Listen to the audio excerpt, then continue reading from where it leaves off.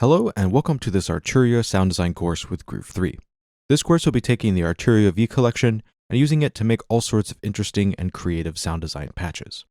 So instead of just taking a simple Juno 60 emulation and making something that sounds like a vintage synth, we'll be creating a bunch of different styles of patch using the Arturia V Collection, like what you just saw with this Yamaha DX7 DnB bass.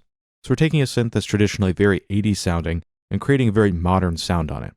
Gives us a lot of interesting tonality inside of our production. It makes this drum and bass inspired bass line kind of sound like it's almost from a vintage record, but kind of has that modern characteristic and a lot of interesting warmth to it that you traditionally would get from a vintage analog synthesizer. So it's a kind of an interesting way of creating sounds, gives you a lot more texture to work with inside your productions, giving your sounds a lot more of an interesting flavor. So to start things off, we'll be creating this Yamaha DX7 bass line, and we'll be using it to make that kind of FM growl bass. So let me go ahead and copy over those notes. In case you're curious what the notes are, very simple note progression. Just the notes D and D sharp, just to add a little bit of tension in there and a little bit of rhythm. And then this is just a drum loop that I grabbed with a little bit of EQ, just kind of for an example here on the bass line. Okay, so let's go ahead and load up the DX7 and make sure it is properly initialized. So we'll go ahead and grab this, go down to template, and make sure it is set to default. So it'll give us the default patch to work with for our DX7, which sounds like this. So frequency modulation synthesis is something that's definitely a little bit complicated. So if you're not familiar with synthesis, don't worry if this is all a little bit confusing. Most of the other patches will be using subtractive synthesis and resampling to create all sorts of interesting tones. So this is definitely one of the more complicated videos, but I wanted to start here because I think it does a great job setting the tone for the course and how we'll kind of create interesting tones and sounds out of these analog inspired devices. So let's go ahead and load up the second operator pattern. So that way we get two oscillators and a couple different ways of modulating them. So this one feeds back on itself, which will give us some nice harmonics. Then we have these other stacked operator patterns here, which will give us some nice overtones and harmonics to work with. So let's go to our first operator, make sure that is turned all the way up. That gives us just a basic sine wave. And that is turned all the way up there to 99. And then the thing that we're going to do here that's a little bit different is the cool thing about this Arturia plugin, we actually have quite a few different options. So instead of just having the basic sine wave that was present on the original unit, we actually have a bunch of different waveforms that we could use to create some very complicated sounds that we would not traditionally be able to create on this synthesizer. So let's use a triangle wave just to give us a little bit more harmonics. So that way it has a bit more of a buzz and a bit more of kind of a top end. And that'll be sort of the basis for the sound. Now the first thing we want to do is add in just a little bit of release. So we'll go over to here, click on this section, and then drag it over to just about here. So that way whenever I play my note, so that way it's a little bit of a stab sound with a little bit of release. That'll just make our sound a little bit more playable and a bit more natural. Then we can go ahead and move over to our filter. And this is another interesting thing present on this emulation is you actually have a low pass filter, which was not present on the original hardware. So this will enable us to get really intense filter modulations, especially once we start frequency modulating everything. So for now, let me go ahead and turn up the resonance to 3%. So we get some nice resonance. Then once we set up everything, I'm going to take the cutoff all the way down and we're going to modulate it. But for now, just so we can hear our sound, let's go ahead and leave that all the way up. Now let's go ahead and move over to our second operator, which in this case is modulating this triangle waveform. And we want to go ahead and set this to 2. So that way the tone is a bit higher. And let's go ahead and increase that to see how it affects the sound.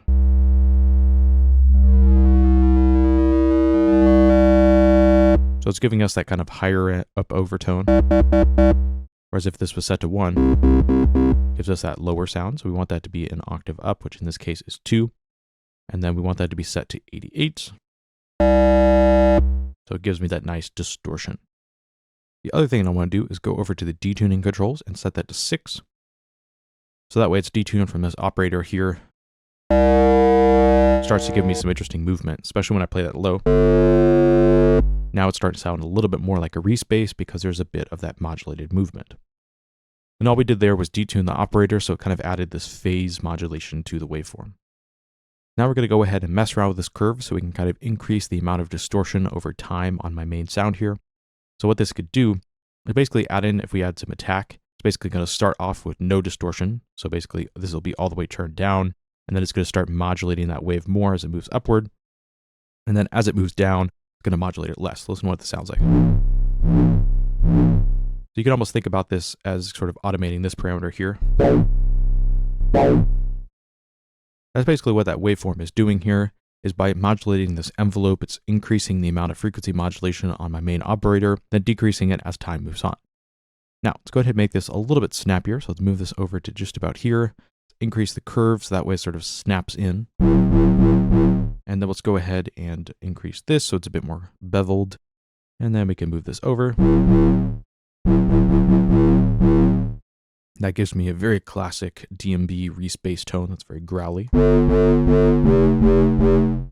Now, depending on how much release we want, we could always go in and adjust that on this main operator. This is just being used to create that frequency modulation and distortion. And feel free to play around with this as well if you want to create different types of tones. That is a bit tighter sounding. So there's a bunch of different stuff you could do here depending on how you set this up, and depending on the types of envelope curves you use to create more frequency modulation on your sound. Okay, so let's go ahead, move over to operator 3, which is this one down here. We'll leave that on a basic sine wave, turn that all the way up, and now this is going to add a nice sine wave below everything. So we have this distorted waveform, operator number 1, it's being modulated by this one, and then we have operator number 3 that doesn't have any distortions, basically just acting as a clean sine wave. But let's go ahead and make that a little bit more interesting. So let's go to operator number 4, which is modulating this one. So this is 4, and that's modulating this wave. And then we'll go ahead and increase that. Actually, let me turn this off. I'm just right-clicking on this, by the way, to turn it off. But basically, you can hear kind of adding in some interesting harmonics. You could also see on this little readout here, kind of adding in some additional overtones to my sine wave. So I don't want quite that much. Like 61 is nice. That way it's just a little bit more interesting than a basic sine wave. And altogether, gives me a nice rich low end, which will be really lovely for this bass sound. Now let's go ahead and mess around with the frequency control. Listen to what this sounds like whenever I put this up really high. So let me turn this off, and listen to what this waveform sounds like.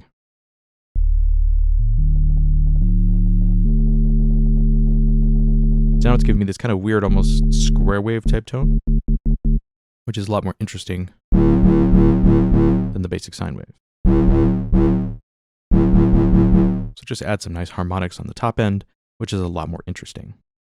Now let's go ahead and hop back over to operator number 1 and drop that cutoff filter all the way down, because now we're going to start talking about some modulation. So if we listen to what this sounds like right now, we just have this one, operator 3, and then I want to go ahead and modulate this filter cutoff position and also the volume of my synthesizer to give us that really tight sounding growl. So let's go to our mods. We'll choose modulation envelope number 1. So we'll go to mod envelope, and then that's number 1. I want this to be set up to the volume of the synth. We'll click volume. And for the second one, we want to go to operator number 1 and want to do the cutoff control on operator number 1. Turn both of these all the way up to 100%. So that's a value of 1. And then we'll hop over to our envelope and start messing around with this. So right now it's starting at a high position, moving down to a low position. Sounds like this. So you can hear the volume is changing and also that filter cutoff position. So this gets super interesting once we start messing around with this waveform. We can get all sorts of interesting growl tones. So if we tighten this up, so we have a tiny bit of modulation happening at the start of our sound. And then we could go ahead and move this over. So sustain point is basically set to 1 second.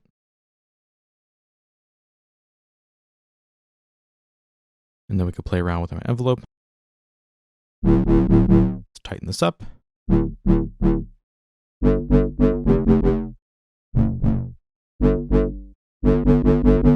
Now, depending on how tight you want that sound, play around with this value.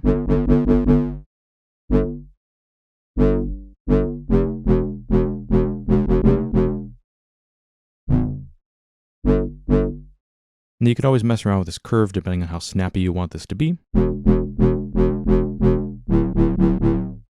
And that'll give you different types of growl tones. So what we're doing here is modulating the filter's cutoff position and the volume. They give us a much more deep sounding growl, because if this was just done with the main cutoff here, let me just remove this.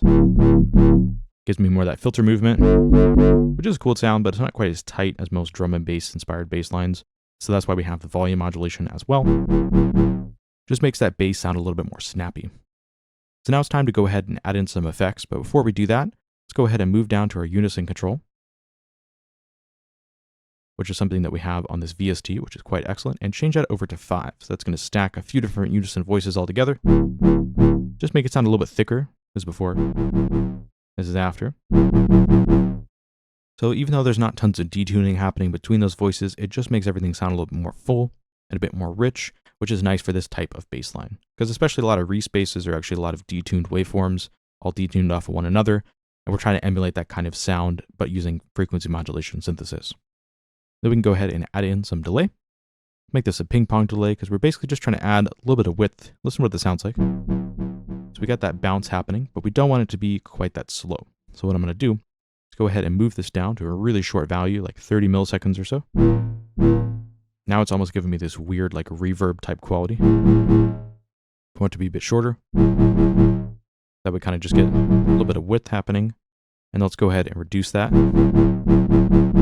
That just provides a little bit of ambience for my bass line. It actually kind of almost increases like the growl on the bass because it adds this nice sort of bright texture. Then let's go ahead and add some compression to push that delay signal into the original bass so it all sounds nice and integrated.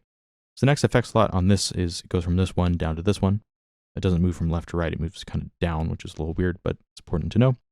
And then let's go ahead and load up the compressor. Drop the threshold down so we start to get a little bit of compression here. A couple dBs or so.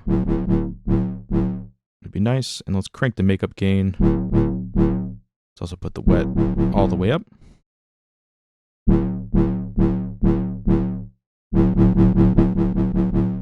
I'm basically just trying to tighten up my sound just a little bit. So we'll put that at about negative 42 decibels, and the ratio set to 3:1, and the makeup gain is set to about 12, so 12.6. Let's also add a little bit of attack. That was a bit snappier. There we go, that's sounding super nice. And now let's go to this effect slot and add in some overdrive, just to add a bit more crunch on top of everything. So let's go ahead and crank the drive up. So it's adding that kind of top end distortion. Then we just want a little bit of this.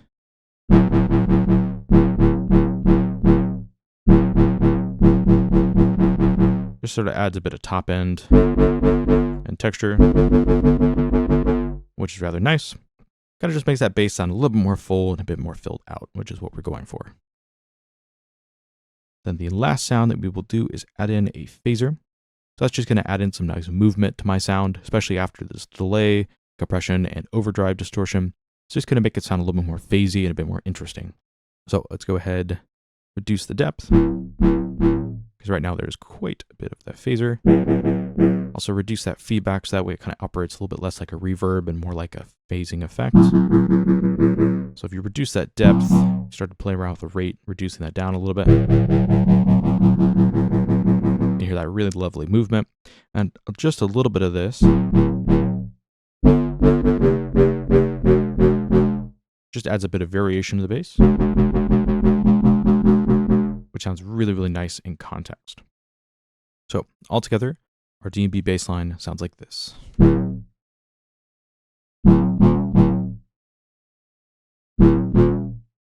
And with the drums, it sounds like this.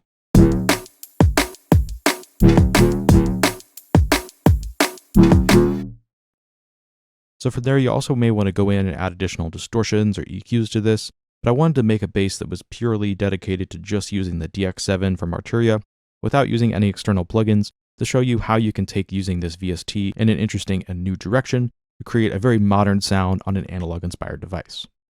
So that's all for this video. Hope you enjoyed it. I'll see you in the next one.